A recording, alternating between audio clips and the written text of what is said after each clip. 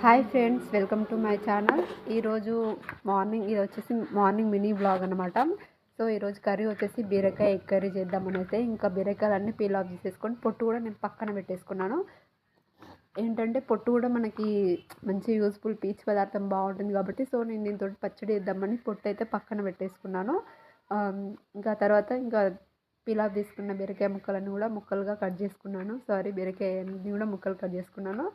ఇక్కడైతే ఒక పక్కన అన్నం అవుతుంది, ఇంకో పక్కన కుక్కర్ పెట్టేసుకుని ఆయిల్ పోసేసుకుని పోపు దినుసులు వేసేసుకున్న సన్న తరిగిన ఆనియన్స్ వేసేసుకుని కొంచెం మగ్గిన తర్వాత పసుపు అయితే వేసేసుకొని బీరకాయ కట్ చేసుకున్న ముక్కలన్నీ కూడా వేసేసుకొని మంచిగా కలుపుకొని తగినంత కారం తగినంత ఉప్పు కొంచెం అల్లం వెల్లుల్లి పేస్ట్ అయితే రుబ్బి పెట్టేసుకున్నాను. అందులో కొన్ని వాటర్ అయితే పోసేసుకున్నాను అనమాట నేను. ఎందుకంటే ఇంకా మనకు కొంచెం మిక్సీకి అంతా పట్టు ఉంటుంది కదా, సో అందుకని అదన్నమాట. మళ్ళీ ఏం వాటర్ అనుకోండి, ఇంకా మూత పెట్టేసుకొని ఒక 3 విజిల్స్ అయితే పెట్టేసుకున్నాను.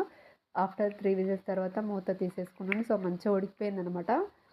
ఇంకా 4 ఎగ్స్ అయితే కొట్టి వేసేసుకున్నాను. ఎగ్స్ కొట్టిన తర్వాత మూత పెట్టేసుకొని ఒక 5 మినిట్స్ తర్వాత ఇవన్నీ గుడ్స్ అన్నీ కూడా తిరిగేసుకున్నాను. మంచిగా పెద్ద పెద్ద మనకి ఇట్లా మంచిగా అయ్యా అన్నమాట. సో నేను తర్వాత కొంచెం గరం మసాలా, ధనియా పౌడర్, చివరిగా తరిగిన కొత్తిమీర అయితే వేసేసుకున్నాను. ఈ పెద్ద పీసెస్ అన్నీ నేను చిన్న చిన్న ముక్కలుగా అయితే కట్ చేసుకున్నాను, ఇంత పెద్ద ఎందుకనేసి. సో ఇంకెందుకంటే తినేటప్పుడు కూడా కొంచెం మంచిగా ఉంటుంది. సో ఫైనల్గా అన్నంలో వేసుకుంటే చాలా బాగుంటుంది. వీడియో నచ్చితే లైక్ చేయండి. మరి నా వీడియో కోసం మన ఛానల్ సబ్స్క్రైబ్ చేసుకోండి. Thanks for watching.